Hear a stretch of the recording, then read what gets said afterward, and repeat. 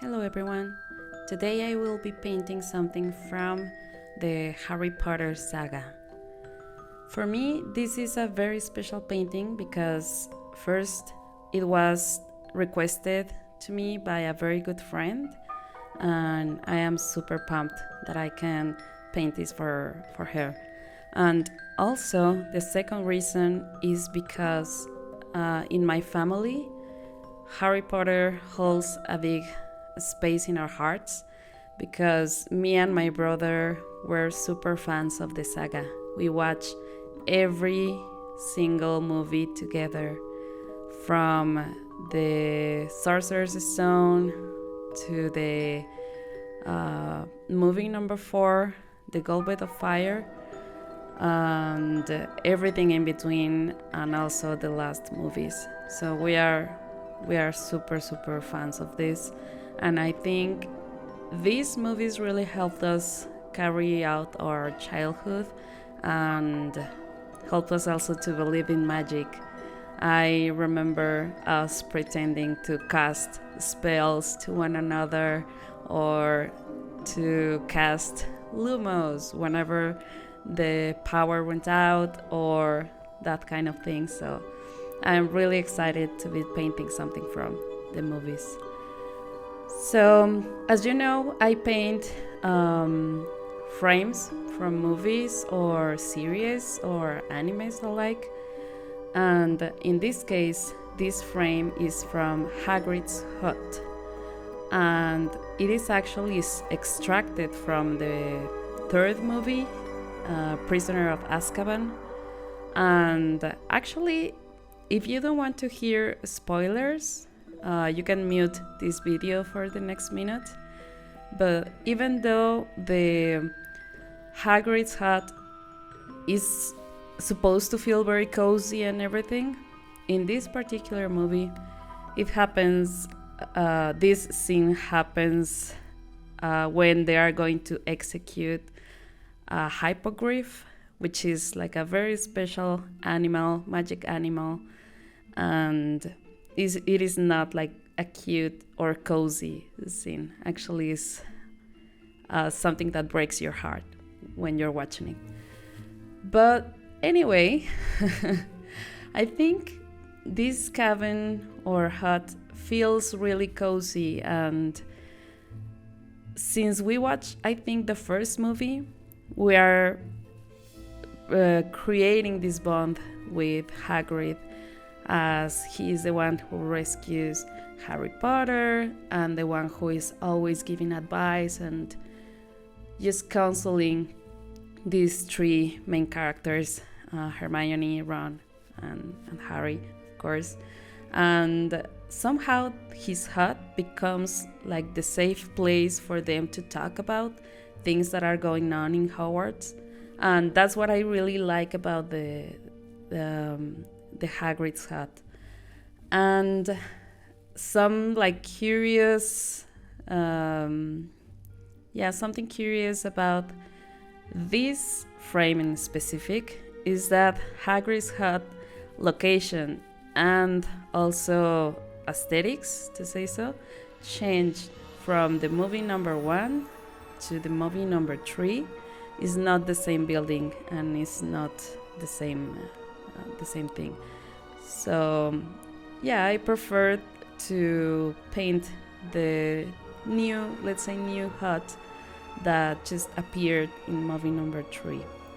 And as you can see, I rather used watercolors for this, because I thought, even though watercolors is not like my favorite technique, is the one that from the past year, I've been trying to handle, because you need to be very, very patient, which I'm not. But I thought the watercolors will give it like this cozy feeling, and I was trying to make some warm, cold combination of colors that will give the ambience to this frame. So I'm really happy about how this turned out, even though I really struggled to mix in the colors, to not over mixing the colors, and all of these aspects are very, very complicated. For example, just painting the walls of the hut with little pebbles and rocks and everything, this texture was really hard to get from my from my technique or my experience doing this, because I am not like a professional painter. Is something I really enjoy doing, and I've been doing it since I was 8 years old.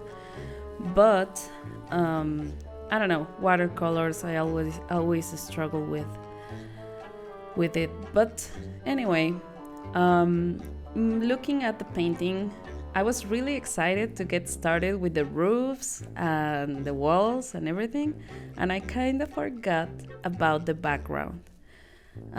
Actually, this is not like a bad practice to paint the background after you have painted the first thing, because the background tends to be either darker or a little bit more light than the main subject. And also, for me at least, I focus all of my initial motivation and effort in painting the main subject, which is the hut in this case.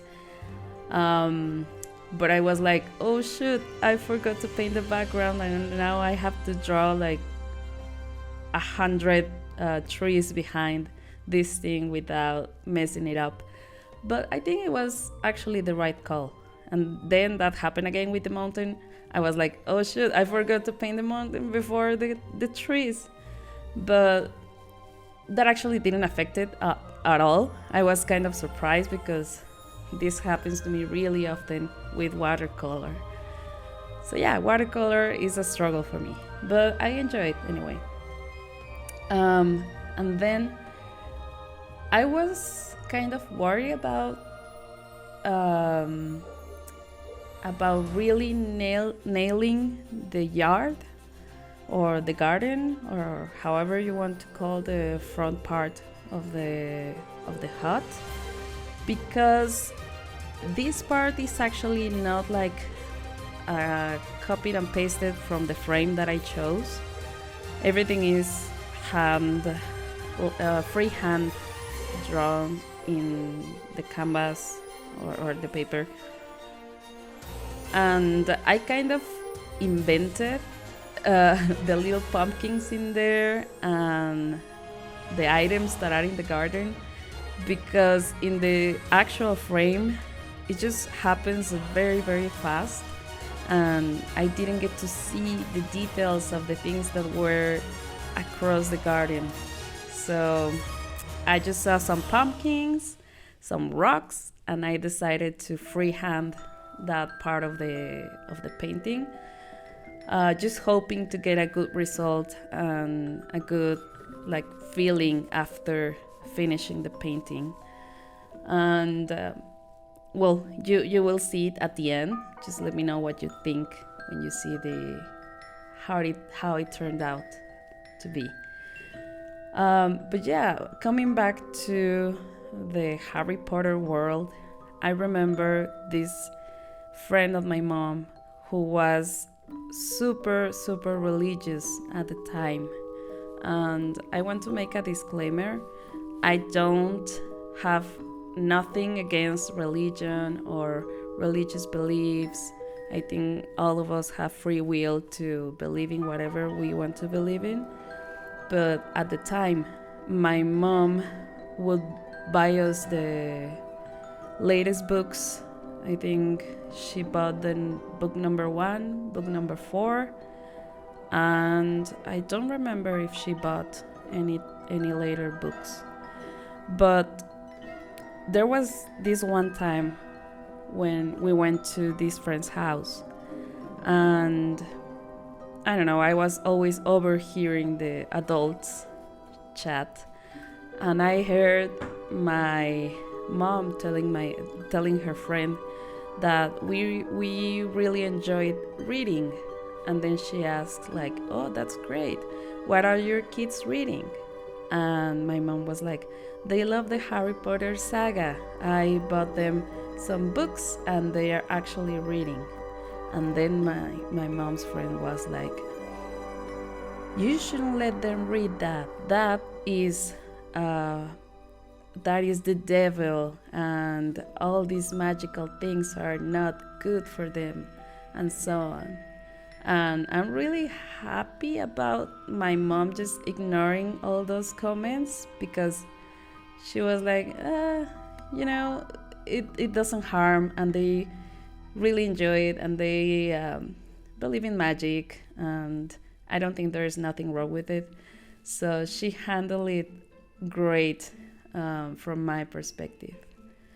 So here you can see I am trying to give the garden a little bit of depth, adding some shadows to the pumpkins and using the same range of colors or the same color palette to add shadows, to add light. I'm using kind of I don't remember the exact color name, but it's like a cold blue for the shadows, and also the grass. The bits that are a little bit more dark is not actually green, it's actually blue, a deep blue. But since I have a base layer with green or yellow, it becomes green, a dark green in the paper. So that's how I give it more depth. And with watercolors is really hard, at least as I said for me, because of the patience, because you need to wait until a layer dries so you can continue. But in this case, for the grass in specific, in some parts I didn't wait long enough, so it was difficult for me to give like the little details and the little leaves in the grass and everything. But anyway, I was very happy about how it turned out, and I think the garden ended up really good. And since I was not able to give like much details with the pencil, not because my pulse is bad or because my pencils are not like small enough, but because I wanted a little bit more precision, I actually used Prismacolors to define some things, to define some shadows, define some some things in the hut. And actually I don't tend to do this, but for this frame just felt like the right thing to do, because there were some parts where I wanted more contrast or more, I don't know, definition. For example, here in the pumpkins, I wanted the little sides that need shadow to be a little more dark. So this is the result, and I think I'm pretty happy about how it turned out. Looking back, I think I could have added more depth to the shadows probably, but it was like a really good experiment, and I'm really happy about the result, and I'm really happy I managed to do it with watercolors, which is the technique I struggle with the most. A lot of people voted for me to do it in gouache, but I wanted to challenge myself a little bit since this is an elaborated frame. Thank you for watching, and if you have any comments, please leave them below. See you!